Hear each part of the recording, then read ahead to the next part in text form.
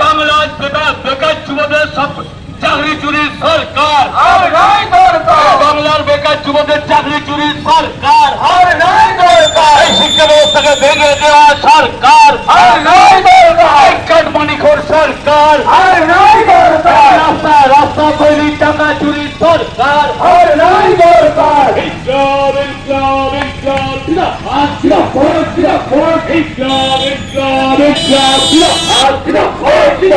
ভারতের communist party মার্ক্সবাদী জিন্দাবাদ, ভারতের কমিউনিস্ট পার্টি মার্ক্সবাদী জিন্দাবাদ।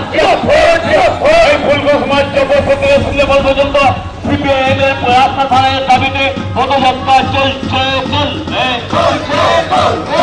140 কোটি টাকা ব্যয়ে নির্মিত রাস্তা 3 মাসে মৃত্যু খাতে পরিণত হয়ে গেল কেন?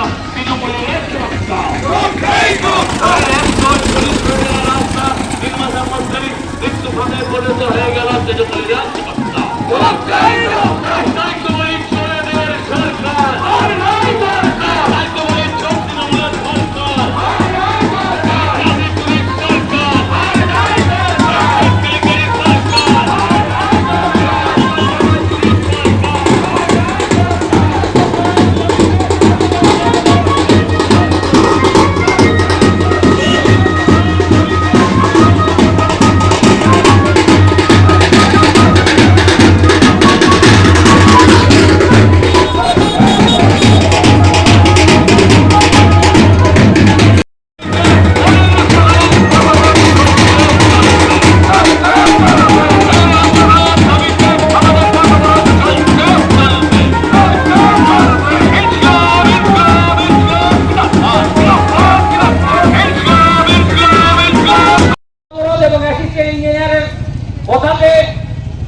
আমরা সেই পথ অবরোধ তুলে নিই।